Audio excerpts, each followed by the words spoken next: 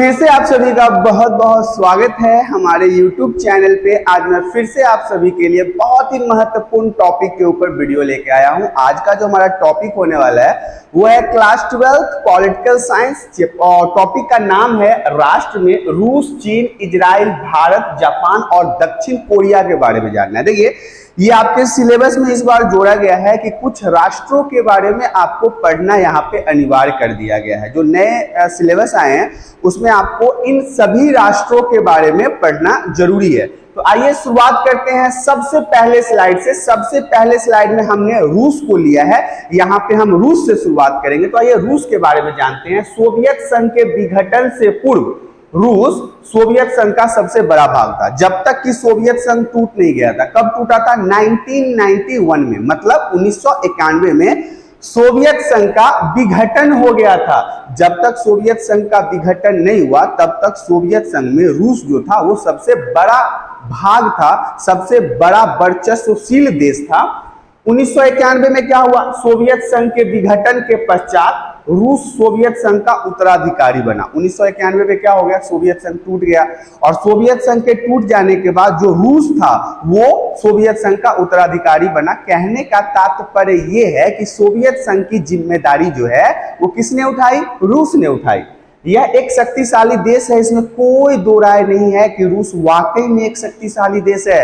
अभी आपने देखा कि दुनिया की तमाम शक्तियां, तमाम जितने भी मजबूत देश थे, वो अमेरिका हो, ब्रिटेन हो, फ्रांस हो या और भी जितने भी देश जो पश्चिम के देश हैं, वो एक साथ खड़े थे और रसिया एक साथ खड़ा था। और इसके बावजूद भी उसने यूक्रेन को इतना गंदा पेला है, अभी इतना ज्यादा उस पर अटैक किया है रूस ने। इस हिसाब से तो आप समझ ही सकते हैं कि रूस वाकई में एक बहुत ही मजबूत देश है। इसके पास खनिज है, प्राकृतिक संसाधन है और गैसों का अपार भंडार है। जो रूस का मेन पैसा इतना कमाने का जो जरिया है वो क्या है? इसके पास खनिज है, प्राकृतिक संसाधन है और गैसों का अपार भंडार है। इसके पास अस्त्र शस्त्र से भी बहुत विशाल भंडार है। जो नए नए टेक्नोलॉजी के हथियार हैं, एरोप्लेन है, जहाज है, बम बारूद, गोला या मिसाइल है, ये इसके पास बहुत ज्यादा है।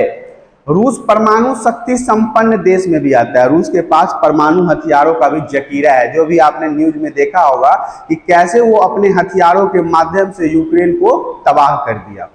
आगे की स्लाइड में बढ़ते हैं। रूस की आर्थिक विशेषताओं के बारे में जानते हैं। तो दुनिया की 11वीं सबसे बड़ी अर्थव्यवस्था है कौन? रूस। दुनिया की सबसे बड़ी 11वीं अर्थव्यवस्था में अगर नाम लिया जाए तो रूस का आता है। अगर नंबर 1 पे बात की जाए तो वो अमेरिका है। इसकी अर्थव्यवस्था मूल रूप से प्राकृतिक संसाधनों के उत्पादन और निर्यात के लिए जाना जाता है। इसका जो अर्थव्यवस्था है, जो इसका इकोनॉमिकल सिस्टम, वो कैसे मजबूत है? क्योंकि इसके पास प्राकृतिक संसाधन के उत्पादन और निर्यात है। ज्यादातर ये क्या करता है? तेलों को बेचता है दूसरे देशों में, क्योंकि तेल और गैस का इसके पास अपरंपार भंडार है, तो ये इसे बेच के मुनाफा कमाता है। अपने उन्नत संसाधनों के कारण यह विश्व में एक मजबूत देश के रूप में स्थापित है। अगेन रिपीट है कि हाँ, वाकई में ये एक मजबूत देश है। लेकिन आर्थिक विकास के मामले में अगर बात कर ली जाए, इसके इकोनॉमिकल सिस्टम की बात कर ली जाए, तो ये अभी अमेरिका से काफी पीछे है, क्योंकि ये 11वें स्थान पे है और अमेरिका पहले स्थान पे है। तो स्वाभाविक सी बात है ना, बीच में जो ये 10 देश हैं वो इससे तो आगे है और सबसे पहले कौन आता है? अमेरिका आता है। आगे की स्लाइड में हम आपको बताना चाहेंगे कि रूस की राजनीतिक विशेषता को जान लीजिए। रूस का राजनीतिक विशेषता क्या है? तो 1993 का जो संविधान था वो रूस को एक गणतांत्रिक सरकार तथा लोकतांत्रिक संघात्मक कानून आधारित देश घोषित करता है। एक प्रकार से डेमोक्रेसी यहाँ पे आपको देखने को मिलेगा। प्रजा के द्वारा किया जाने वाला शासन, जनता के द्वारा किया जाने वाला शासन यहाँ पे देखने को मिलेगा। कब से? 1993 में, जब से यहाँ पे संविधान का निर्माण हुआ, या फिर आप कहिए कि यहाँ के संविधान के अनुसार इसे गणतांत्रिक सरकार के रूप में देखा जाता है। यह यूएनओ का एक अस्थायी सदस्य है। यूएनओ के बारे में हमने बहुत ज्यादा डिटेल्स में चैप्टर में पढ़ा है। यदि आपने उन चैप्टर के वीडियोस को नहीं देखा तो जरूर देखें, आपके काम की है। यूएनओ का एक सदाई अस्थायी सदस्य है और इसके पास वीटो पावर है। हमने वीटो पावर के ऊपर भी बहुत लंबी चर्चा डिस्कस कर रखा है। तो इसके पास वीटो पावर भी है। किसके पास? रसिया के पास। यहाँ के वर्तमान राष्ट्रपति की अगर बात कर ली जाए तो व्लादिमीर पुतिन है। ये बहुत ही स्ट्रॉन्ग मैन है, खुद ही एक आर्मी खुफिया एजेंसी का एक कर्मचारी रह चुके हैं, ऑफिसर रह चुके हैं, और अभी वर्तमान में ये वहाँ के राष्ट्रपति हैं, प्रेसिडेंट हैं। यहाँ पर भी समान रूप से चुनाव होते हैं और नेताओं को चुना जाता है। वैसे कि हमारे यहाँ नेताओं को चुनने के लिए चुनाव होता है, मतदान दिया जाता है, इसी प्रकार से अगर बात कर ली जाए तो रसिया में भी जनताओं के द्वारा चुना गया ही सरकार शासन करता है। आगे की स्लाइड में बढ़ना चाहेंगे। आगे की स्लाइड कहता है रूस की सैन्य विशेषता। रूस जो है उसके सैनिक शक्ति के बारे में भी जान लेते हैं। इसके पास विश्व की सबसे दूसरी सेना, बड़ी सेना है। पहला अमेरिका के पास है, तो दूसरा विश्व में जो सबसे बड़ी सेना है वो किसके पास है? रसिया के पास है। यह एक परमाणु संपन्न देश है। इसके पास बहुत अलग अलग तरह के परमाणु हथियार हैं। तकनीक के विकसित होने के कारण इसके पास बहुत आधुनिक हथियार भी मौजूद है। टेक्नोलॉजी में ये बहुत आगे है, इस कारण से इसके पास ऐसे ऐसे वेपन हैं, ऐसे ऐसे हथियार हैं जो बहुत ही आधुनिक हैं। यह हथियारों का एक बहुत बड़ा निर्यातक देश भी है। ये हथियारों का निर्यातक देश कहने का मतलब है कि ये दूसरे देशों में हथियार बेचता भी है, और जानते हैं भारत भी इसके हथियार को खरीदता है। भारत का रूस के हथियारों को खरीदने में भारत का 25% हिस्सा है, 50 नहीं 25% हिस्सा है। रूस जितने भी हथियार बनाता है उसमें से 25% हिस्सा हथियार कौन खरीदता है? हमारा देश भारत खरीदता है। इसके पास दुनिया का चौथा सबसे बड़ा रक्षा बजट भी है। रक्षा बजट अपने रक्षा के ऊपर, अपने सैन्य शक्तियों के ऊपर, अपने आधुनिक हथियारों के ऊपर ये बहुत ज्यादा खर्चा करता है। इसमें भी जो अगर नंबर 1 की बात की जाए तो अमेरिका ही आता है। अमेरिका का रक्षा बजट बहुत ज्यादा होता है। तो आइए आगे की स्लाइड में बढ़ते हैं। आगे का स्लाइड जो है, अब हमारा यहाँ पे रूस खत्म होकर चीन आ जाता है। चीन के बारे में भी पढ़ना है, क्योंकि ये जो 4-5 देश हैं राष्ट्र के अंतर्गत, ये आपके सिलेबस में है तो आपको पढ़ना जरूरी है। तो चीन के बारे में जान लीजिए। 1949 की क्रांति के द्वारा चीन में साम्यवादी शासन की स्थापना हुई। जो चीनी क्रांति थी 1949 में, उसके बाद क्या हुआ? यहाँ पे साम्यवादी शासन की स्थापना हुई। साम्यवादी अर्थव्यवस्था को अपनाया गया था। कहां पे? चीन में, 1949 के चीनी क्रांति के बाद। लेकिन इसके कारण चीन में ना कई तरह की समस्याएं देखे जाने लगे। कई तरह की समस्याओं का सामना करना पड़ा चीन को। अब वो समस्याएं देखते हैं क्या है। चीन ने समाजवादी मॉडल खड़ा करने के लिए विशाल औद्योगिक अर्थव्यवस्था का लक्ष्य रखा। इस उद्देश्य को प्राप्त करने के लिए अपने सारे संसाधनों को प्रयोग में लगा दिया। इसने जब यहाँ पे साम्यवादी व्यवस्था को लगाया, इसके बाद ये अपने देश को क्या किया? एक मतलब ऊंचे लेवल पे ले जाने के लिए एक औद्योगिक अर्थव्यवस्था का लक्ष्य बनाया। मतलब अपने उद्योग को बढ़ाने के लिए लक्ष्य बनाया, जिसमें चीन के अंतर्गत जितने भी संसाधन थे इसने सबको उसी में झोंक दिया ताकि इसकी अर्थव्यवस्था मजबूत हो सके। चीन अपने नागरिकों को रोजगार, स्वास्थ्य सुविधा और सामाजिक कल्याण योजनाओं का लाभ देने के मामले में विकसित देशों से भी आगे निकल गया। जब इसने ऐसा किया, अपने संसाधनों को उसमें झोंका, उसके बाद ये क्या हुआ? रोजगार वहां पे बढ़ गया। कहाँ? चीन में। स्वास्थ्य सुविधाएं बढ़ गई। सामाजिक कल्याण योजनाओं में ये अन्य जितने भी देश थे, जो विकासशील देश थे या फिर जो विकसित देश थे, उनसे बहुत आगे निकल गया। कौन? चीन। लेकिन यहाँ पे चीन के साथ जो बढ़ती जनसंख्या थी ना, वो बाधा उत्पन्न कर रही थी। जो चीन में जनसंख्या बढ़ रही थी, वो बढ़ती हुई जनसंख्या चीन में अवरोध का काम पैदा कर रहा है। अगला पॉइंट हमारा कहता है कृषि परंपरागत तरीकों पर आधारित होने के कारण वहां के उद्योगों की जरूरत पूरी नहीं हो पा रही थी। अभी तक जो चीन में 1949 के चीनी क्रांति के बाद जो कृषि था ना, वो पुराने तरीकों से ही चल रहा था। हल से खेत जोतना, हाथों से बुआई करना, जिस कारण से इन्होंने जो उद्योग लगाया उसकी जरूरतें पूरी नहीं हो पा रही थी। ये सारी परेशानियां थी जब इन्होंने साम्यवादी अर्थव्यवस्था को अपनाया और औद्योगिक लक्ष्य को अपनाया। आगे की स्लाइड में हम आपको बताना चाहेंगे चीन में सुधारकों की पहल को भी जानना जरूरी है। चीन ने 1972 में अमेरिका से संबंध बनाकर अपने राजनीतिक और आर्थिक एकांतावास को खत्म किया। ध्यान से समझिएगा कि राजनीतिक और आर्थिक एकांतावास क्या होता है। अभी तक जो चीन था वो किसी देशों के साथ ना तो व्यापार करता था और ना खासा कुछ मतलब रखता था। लेकिन फिर 1972 में क्या हुआ? उसने अमेरिका से अपने हाथ बढ़ाकर दोस्ती अपनाया और दोस्ती अपनाने के बाद उसने राजनीतिक और आर्थिक एकांतावास को खत्म किया। मतलब अब वो व्यापार करने के लिए सामने आ गया। 1973 के प्रधानमंत्री जो चीन में थे, उनका नाम था चाउ एन लाई। इन्होंने कृषि, उद्योग, सेवा और विज्ञान प्रौद्योगिकी के क्षेत्र में आधुनिकीकरण के 4 प्रस्ताव रखे।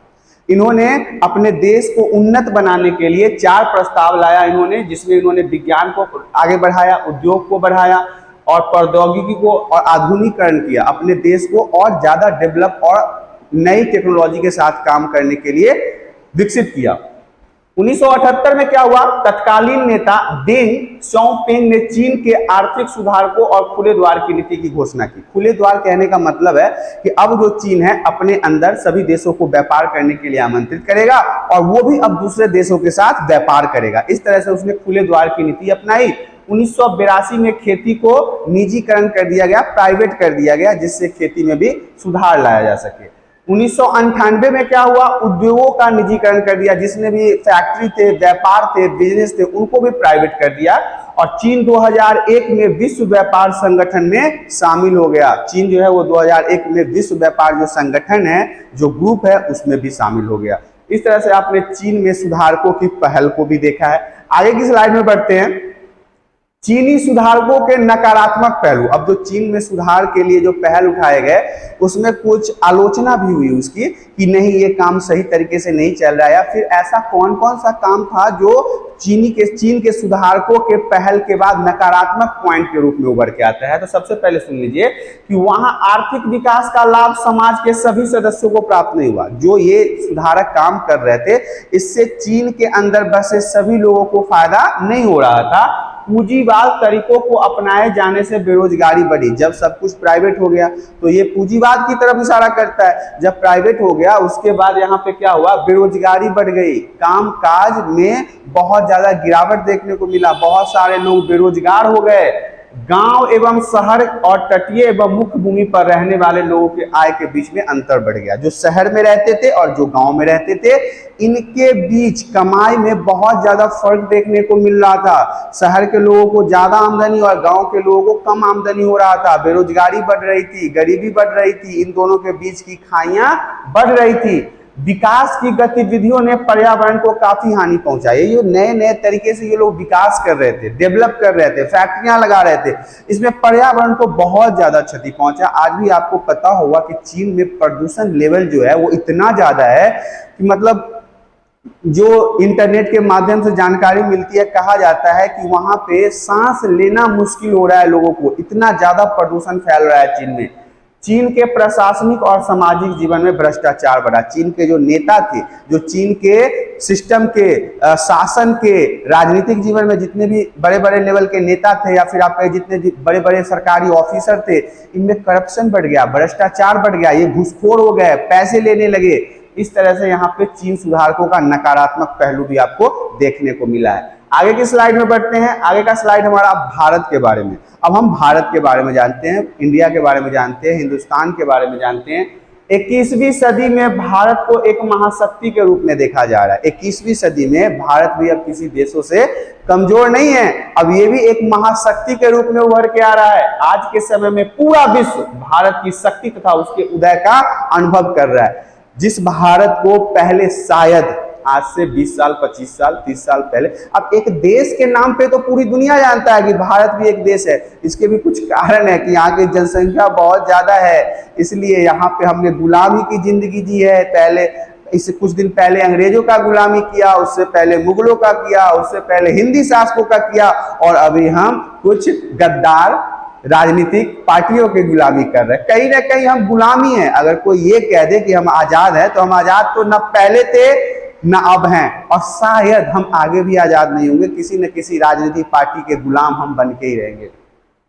भारत की जनसंख्या लगभग 135 करोड़ है। यहाँ पे पुराना आंकड़ा दिया हुआ है, लेकिन मैं आपको बता दूं कि अभी अगर भारत की जनसंख्या की बात कर ली जाए तो वो लगभग 138 करोड़ है। यहाँ से आप 3 करोड़ और ऊपर बढ़ा लेना। भारत की आर्थिक, सामाजिक तथा सांस्कृतिक स्थिति बहुत ही अति व्यवस्थित है। हमारे भारत में अलग अलग धर्म, अलग अलग जाति, अलग अलग रंग के लोग रहते हैं, अलग अलग भाषा के लोग रहते हैं, और सब सही तरीके से व्यवस्थित हैं। कहीं भी आपको दिक्कत नहीं मिलेगा। हर एक जगह आपको अलग, जैसे अब ये तो नहीं कह सकते ना कि पूरे भारत में हम हिंदी बोलने वाले लोगों का ही वर्चस्व, नहीं। अब तमिल, तेलुगु, कन्नड़, मलयालम, बंगला, उड़ीसा, भोजपुरी, हिंदी, सब जगह अलग अलग भाषाएं बोली जाती है और बड़े ही व्यवस्थित तरीके से बोली जाती है। आगे की स्लाइड में बढ़ते हैं। आगे का स्लाइड हमारा आर्थिक स्थिति के बारे में जान लेते हैं कि भारत की जो आर्थिक स्थिति है, तो सबसे पहले 5 ट्रिलियन अमेरिकी डॉलर की अर्थव्यवस्था के लक्ष्य। देखिए, अभी हमारे वर्तमान के प्रधानमंत्री श्री नरेंद्र मोदी के द्वारा ये लक्ष्य लिया गया है 5 ट्रिलियन अमेरिकी डॉलर। इन्होंने 2025 तक के समय में ये कहा है कि हमारा जो अर्थव्यवस्था है वो 5 ट्रिलियन अमेरिकी डॉलर की अर्थव्यवस्था के बराबर हो जाएगा। इसके अलावा मैं बता दूं, एक विशाल प्रतिनिधि व्यापार केंद्र तथा संपूर्ण विश्व में 200 मिलियन भारतीय प्रवासियों के साथ भारत की प्राचीन समावेशी संस्कृति भारत को 21वीं शताब्दी में शक्ति के एक नए केंद्र के रूप में एक विशिष्ट अर्थ तथा महत्व प्रदान करती है। इन सभी लाइनों का मतलब मैं समझा देता हूं। सबसे पहले तो नरेंद्र मोदी ने 2025 तक 5 ट्रिलियन अमेरिकी डॉलर की अर्थव्यवस्था का लक्ष्य रखा है, जिसे उन्हें पूरा करना है। दूसरी बात, आपको पता है कि हमारे भारत के बहुत सारे लोग अलग अलग देशों में रहते हैं, उनकी सुरक्षा की जिम्मेदारी भी हमारे भारत की है। और ये बात आप जान लीजिए कि आज विश्व के किसी कोने में भारतीय है तो वो सीना अपने फुला के कहिए, चौड़ा करके कहिए, गर्व से कह सकता है कि मैं इंडिया से हूं, जहां के प्रधानमंत्री श्री नरेंद्र मोदी हैं। और शायद आपको नहीं पता होगा कि अब भारत के लोगों को पूरे विश्व में सम्मान की दृष्टि से देखा जाता है। यहाँ पर हमारा प्रतिनिधि व्यापार केंद्र जो है, हमारा जो व्यापार करने का तरीका है वो भी पूरे विश्व में फैला हुआ है। हम भी खुले द्वार की नीति को अपनाते हैं कि आप आइए हमारे भारत में व्यापार कीजिए, और हम भी अलग अलग देशों में अपना व्यापार करते हैं, जिससे हमारा अर्थव्यवस्था मजबूत होगा। यहाँ पे अब एक और बात बता दूं कि आज के समय में 21वीं सदी के समय में अगर आप भारत की शक्ति को देखें तो ये उभरता हुआ महाशक्ति है, और आज पूरे विश्व में इसकी प्रशंसा की जाती है। एक विशिष्ट अर्थ तथा महत्व प्रदान की जाती है, किसे? भारत को। आगे की स्लाइड में हम बढ़ना चाहेंगे। आगे की स्लाइड में हम आपको सामरिक दृष्टिकोण में भी भारत को बताना चाहेंगे कि भारत की जो सैन्य शक्ति है परमाणु तकनीक के साथ इसे आत्मनिर्भर बनाती है। हम भी जो भारत के रहने वाले लोगों के लिए भी यह जानना जरूरी है कि हम भी परमाणु शक्ति से लैस हैं, हमारे पास भी परमाणु हथियार है, हमारे पास भी दुनिया का सबसे बड़ा थल सेना है, मिलिट्री फोर्स है। इसके अलावा मैं बता दूं कि भारत की जो सैन्य शक्ति है वो भी दुनिया के किसी देश की सैन्य शक्ति से कमजोर नहीं है। हमारे भारत के जो सैन्य है, जो सेना है, वो बहुत ही अव्वल दर्जे के हैं, बहुत ही हिम्मती और साहसी हैं, जिस कारण से भारत को यह आत्मनिर्भर बनाता है, सेल्फ इंडिपेंडेंट बनाता है। और बता दूं कि विज्ञान और प्रौद्योगिकी की अगर बात कर ली जाए तो विज्ञान तथा प्रौद्योगिकी में मेक इन इंडिया योजना जो है, जो भारत में चल रही है, ये भारतीय अर्थव्यवस्था को आत्मनिर्भर बना सकता है, भारत को सेल्फ इंडिपेंडेंट बना सकता है, अपने पैरों पे खड़ा कर सकता है। हम किसी अन्य देश से पीछे नहीं रहेंगे। हमारे अर्थव्यवस्था में भी काफी सुधार हो सकता है यदि मेक इन इंडिया सही तरीके से काम कर जाए तो।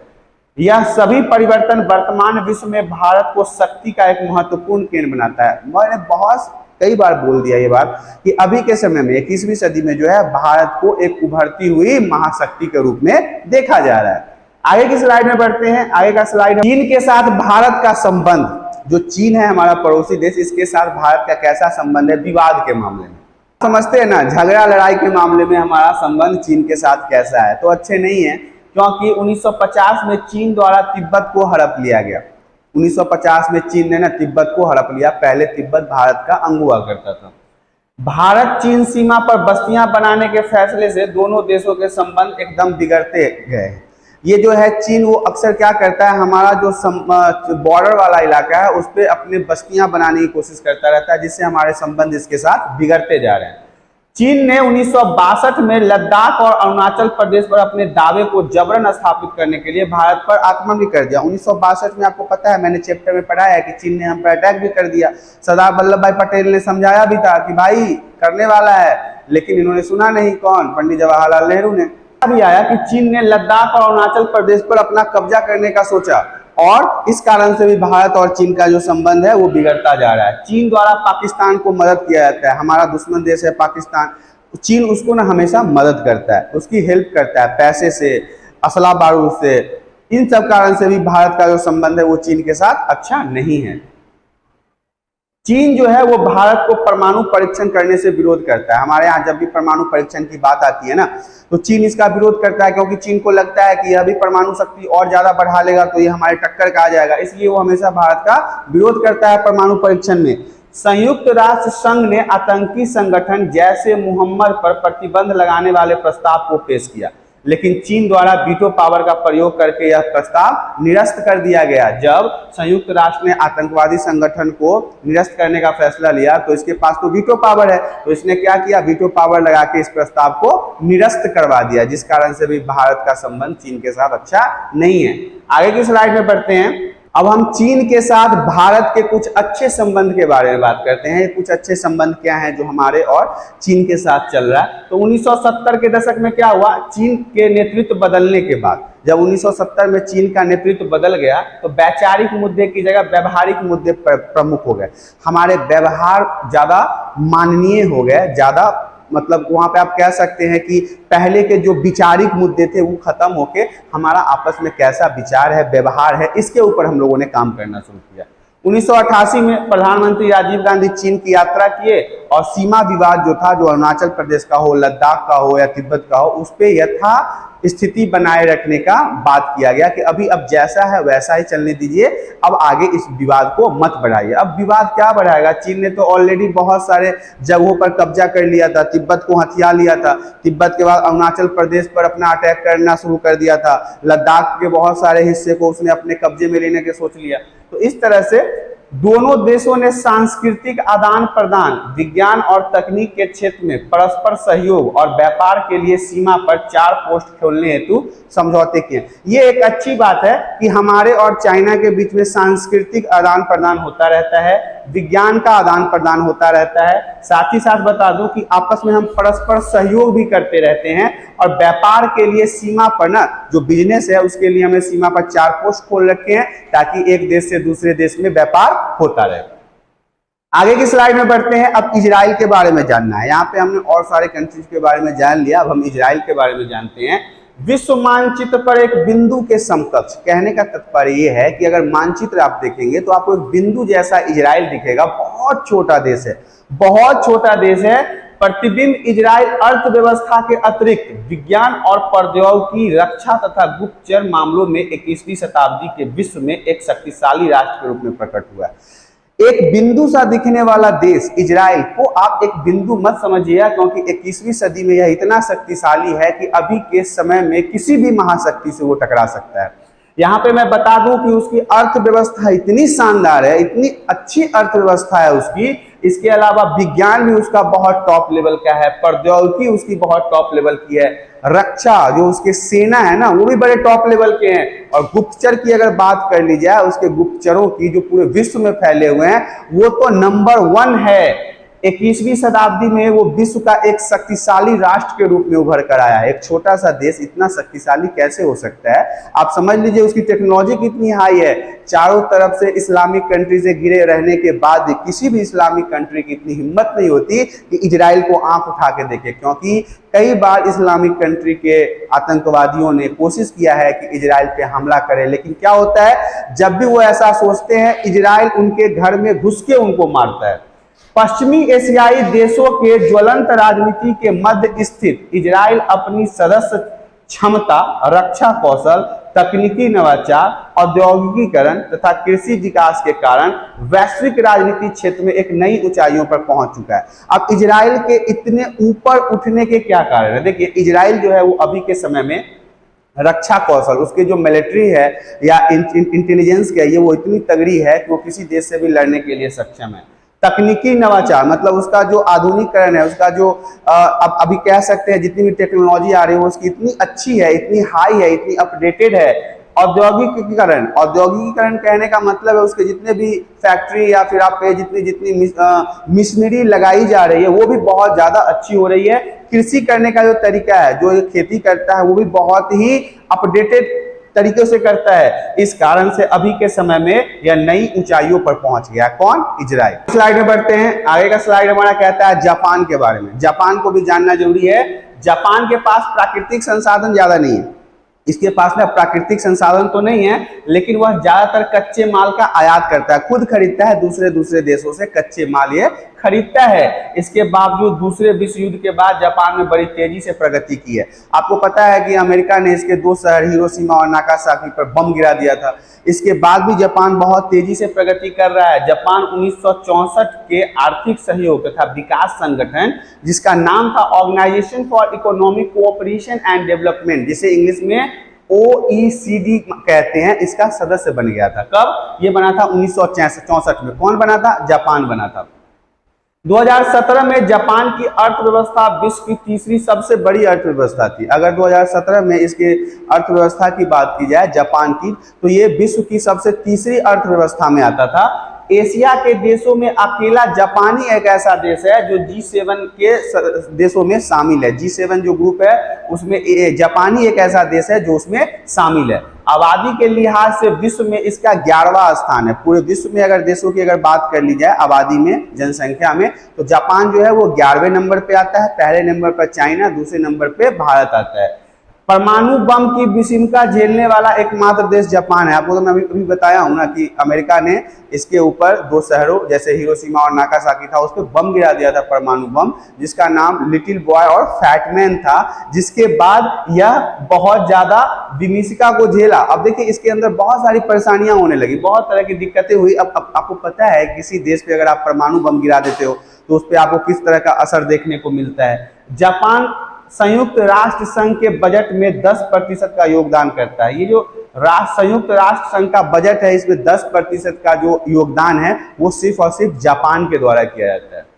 आगे की स्लाइड में बढ़ते हैं। आगे का स्लाइड हमारा दक्षिण कोरिया के बारे में है। दक्षिण कोरिया जो है वो भी इंपॉर्टेंट टॉपिक है, क्योंकि दक्षिण कोरिया जो है वो आपके सिलेबस में इस बार राष्ट्रों में दिया गया है। तो कोरियाई प्रायद्वीप को द्वितीय विश्व युद्ध के अंत में दक्षिण कोरिया, जिसे रिपब्लिक ऑफ कोरिया के नाम से जानते हैं, और उत्तरी कोरिया, जिसे Democratic People's Republic of Korea के साथ साथ विभाजित कर दिया। दोनों को अलग अलग भागों में बांट दिया, दोनों को डिवाइड कर दिया गया।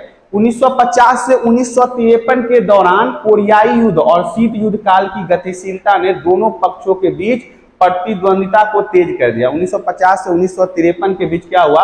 कोरियाई युद्ध तो चल ही रहा था, साथ में साथ इधर अमेरिका और रूस के बीच में क्या चल रहा था? शीत युद्ध चल रहा था, जिसके कारण इन दोनों के बीच में प्रतिद्वंदिता इतना ज्यादा बढ़ गई, ये आपस में हमेशा लड़ते झगड़ते रहते थे। 17 सितंबर उन दोनों कोरियाई संयुक्त राष्ट्र के सदस्य बने। कौन?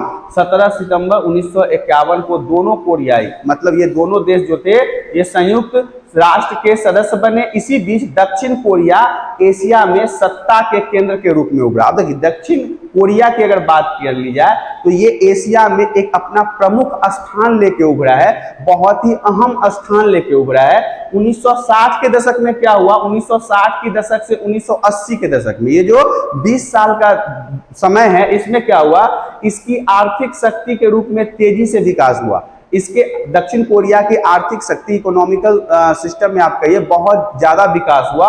और इसी चमत्कार को हम हान नदी का चमत्कार भी कहते हैं। हान नदी पे चमत्कार भी कहा जाता है। 1 नंबर MCQ में अगर आपसे पूछा जाए कि हान नदी पर चमत्कार क्या होता है, तो आप बताएंगे कि दक्षिण कोरिया की आर्थिक स्थिति में चमत्कारिक विकास को ही हम हान नदी पर चमत्कार के नाम से जानते हैं।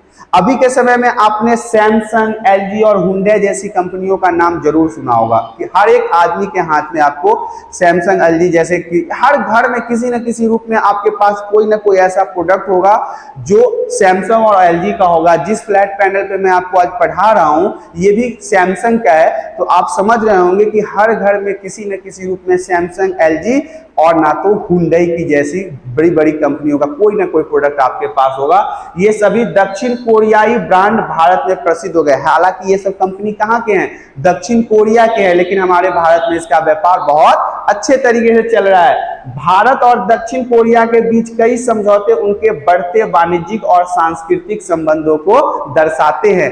अभी के समय में आप देख लेंगे तो भारत और दक्षिण कोरिया के संबंध बहुत अच्छे हैं। यह इस बात को जाहिर करता है कि इसके यहाँ के जितने भी प्रोडक्ट है वो हमारे भारत में बहुत ही आसानी से मिलते हैं। जैसे कि मैंने नाम बताया, सैमसंग हो गया, LG हो गया, हुंडई हो गया, ये सभी कहाँ के प्रोडक्ट हैं? ये सभी दक्षिण कोरिया के प्रोडक्ट हैं और बड़े ही फेमस ब्रांड है जो हमारे भारत में आसानी आसानी से मिलते हैं। तो यहाँ पे मैं आप सभी को बताना चाहूँगा कि आप सभी के लिए राष्ट्र में जितने भी अच्छे देशों का नाम आया था उन सभी का डिटेलिंग मैंने आपको बता दिया है, जो कि आपके सिलेबस के लिए बहुत ज़्यादा इंपॉर्टेंट है। आशा करता हूँ कि आपको वीडियो पसंद आया होगा।